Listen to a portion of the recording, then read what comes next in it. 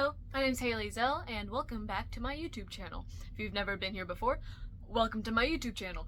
My name is Haley Zell. I am a musician and also, for the purposes of this video, an avid record collector. So I have about 450 albums, I think, at this point. Honestly, I haven't checked the number in a while, and I'm scared to at this point. So, welcome to another vinyl haul. This time, on my tour of record stores in Florida, we have expanded to North Florida. And you might say, Haley, your favorite record store is in St. Augustine. That's in North Florida. I'm talking further north. This time, we're talking Gainesville. There's this place called 2nd and Charles in Gainesville that I went to. It is not just a record store, but they're also, they got books, they got anime, they got movies, they have DVDs, CDs, they had everything pretty much. I didn't get to spend a ton of time in there, and I would really like to go back, because it was a really cool place. I wish I had a little bit more time to go explore the book section, but while I was there, I did go and look at their vinyls. I will say, the organization of it was pretty good, as a store, you know, but the record organization was a little, I understand people when they go and flip through albums, you know, sometimes they'll put stuff back, you know, it's when you're at the grocery store and you're like, I don't need this orange, and you put it in the pasta section. That was kind of like how it was at this store. But I made my way through it, and, for that, I have a little haul. This one's not too big, just kind of like that. So this was me being conservative with my spending. But that being said, I'm going to go ahead and get right into it. I also actually am going to add that their prices were pretty good.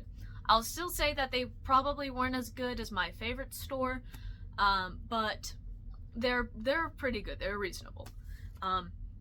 And now, let's get into it. Okay, got some interesting ones in here today, so let's see. Start off with Eagles, Desperado. I have a bunch of Eagles stuff, and I was surprised that I didn't have this album. I saw this as I was pretty much walking out of the place. I was like, wait a minute. I checked my little spreadsheet. I was like, how did I not already have this album? But now I have it. And I actually have already listened to this one. The quality is gorgeous, which this thing was, I think, $5, and no cracks, no pops, no nothing. It was beautiful, clean album, so the quality's there. Also, you can see the cover has survived pretty well. The sides got some work, but the front and back covers have both fared rather well, which is quite impressive, especially because it's not in a sleeve. But that's our first entry here. Let's see. Next, I have The Moody Blues, Octave. This is an album from 1978. That's what my guess was. And I have been, if you follow me on Instagram, Haley Ezel Musician, you may see that every couple of days I try to post an album on my story that I'm listening to, and like I highlight a track from it. And so if you've been seeing those, then you know that I've been really getting into the Moody Blues recently. Mainly their 80s stuff. So when I saw this, I was like, okay, let's go backwards. Let's see what were they like in the 70s, you know, because I was curious. And yeah, so this is one that I got, so 78. I also found, while I was there, the Moody Blues 7th Sojourn, I think that's how you say that, and this is from 1972, so this is even older. So I am very curious as to how this is going to differ, because their 80s sound is definitely a very 80s sound, you know. It's, I hate to call stuff commercial, but it's very commercial. And just so you know, commercial does not mean bad. In fact, I always like to give the example of Heart when they went commercial, and they, you know, they're doing What About Love and All That's Never and songs like that. Who Will You Run To? Those are my favorite Heart songs. So commercial's not necessarily bad. It's just very easy to tell from your ear. It's kind of hard to explain if you don't know what I'm talking about. But let's see what they were like pre-commercial revolution, I'll call it. The majority of these are in sleeves. The majority of the albums there were in sleeves, and I don't know, I'm kind of ambivalent about sleeves. They do, I think, protect the albums from the other albums, but then it's also like, it's almost like this was something that was not necessarily made to last for this long. I don't know. It's kind of like when you put a banana in a plastic bag, you know, the banana already has a casing to protect the banana. I don't know. Weird analogy over with. Next. Randy Meisner, I believe this is his debut solo album. I got this, I actually went to the store a couple days after he died, so it was kind of, it felt a little spooky that I found this, especially because it's not like I was looking for it necessarily, it was just kind of happened to be there. This is also from 1978, which would make it the year after he left the Eagles, so unless he was working at like a 2 album a year rate, I'm going to assume this was his first album. And on here he actually did a recording and re-release of Take It to the Limit, which is kind of funny considering that was one of the songs he complained about having to perform live, but whatever. Band politics are band politics, as always. This is not an album I would usually go for, but my boyfriend who I went to the store with pointed this out, and I was like, okay, I'll go ahead and check it out. This is Kenny Rogers' Eyes That See in the Dark. And the thing that really sticks out to me on this album is this is the one with Islands in the Stream on it, and you have this photo back here. The album was produced by Barry Gibb, which seemed notable to me, and apparently he also did a cover of I Will Always Love You, so I'm very curious as to how that's going to sound.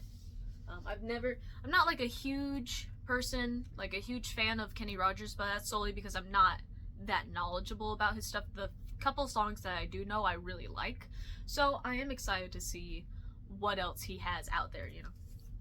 Okay, next is Peter Frampton, I'm In You, which this cover looked so familiar to me, and I figured I must know some of the songs on here, but I really don't.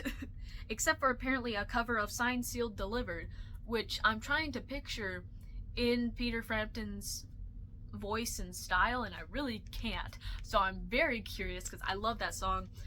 Of course I love, you know, Stevie Wonder, and there's a Michael McDonald version of it, which if you've been watching these vinyl hauls for a while, you know I love Michael McDonald.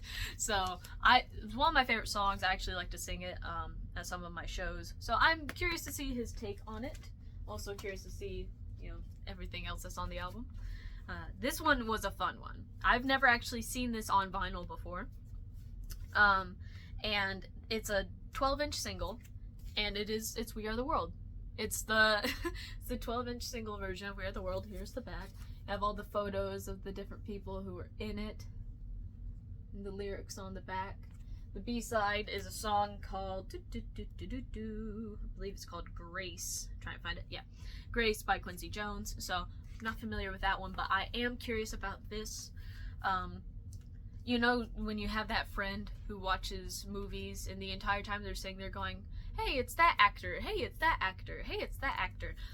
That's me with We Are the World. When I get bored, I put on the music video and just name everyone, because I need a hobby. And so that's one of the things I do. So I'm excited to have it on vinyl finally. We're nearing the end. Oh yeah, oh, these were cool. So I did not know that this was a band. Just straight up, I did not know this was a band. And I found out through finding these 2 albums. This is the Rossington Collins Band, which is made up, seemingly, I haven't looked into the history that much, but just from what I can glean from the cover, and you know, the little bit of the liner notes I've read, is that this is a band made up of the survivors of the Leonard Skinner plane crash. So that's why the symbol of the band is this phoenix, you know, out of the ashes. And it's, I don't know, man, it just sounds, just the concept of it was so, I don't know, it's kind of moved, actually, and I was so intrigued about it, so I went ahead and I got it. And while I was there, I went ahead and I found what I can only assume is the sequel album, the follow-up, or the album, you know, one of the ones after it, which is another one called This Is the Way, which, you know, predicting the Mandalorian catchphrase for Star Wars years and years in advance. But I also thought this was cool because on the back, let me see if you can see it if I take it out. We have, you have that same Phoenix logo. It's kind of like raised on the cover here. And something I also thought was interesting, because I hadn't seen this before, was there's this little gold stamp in it. It says for sale only in U.S. government PXs and in U.S. Navy ships afloat. So I had never seen that before. I thought that was cool. Yeah. Just looking at I like a nice gatefold. You know, lots of photos and some information in there. So yeah, I'm actually really excited to check that out because I am a really big, I'll say I'm a Leonard Skinner fan, so I'm kind of intrigued to see what they came up with, you know, in the aftermath, as I'll say. And yeah, that's actually the end of this haul. I know this has been a very short one. You're all very shocked, I'm sure. But I told you, I had some restraint. I tried to, you know, control myself a little bit for once. With that being said, ta-da, that's all the albums. And yeah, I'm trying to think what's been going on. I'm still working on my album. I'm still hoping to get that released at the end of the year. I am a little behind. So I'm going to try to, you know, grin and bear it and really kind of put some work into it. You know, elbow grease and all that.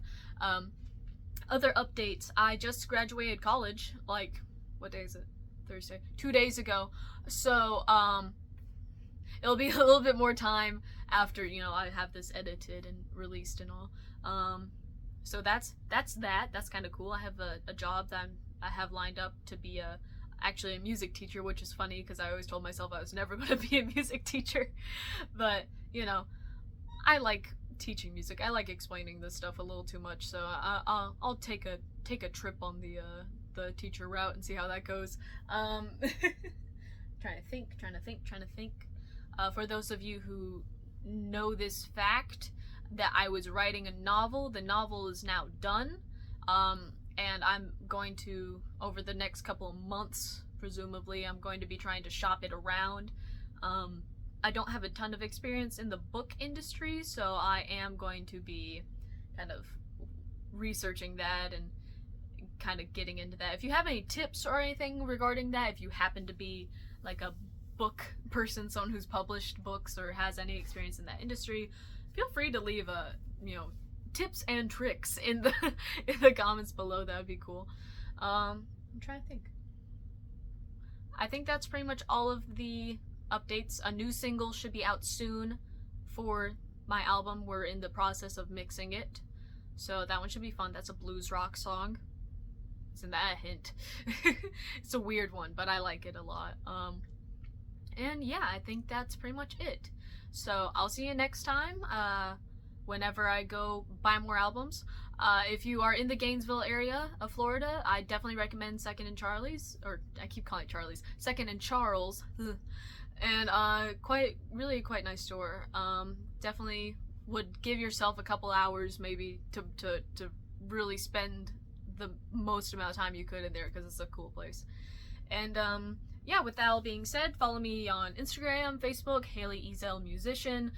Subscribe below if you enjoyed this video and you enjoy weird music covers, which is what I try to do. And yeah, I hope you're all having a nice day.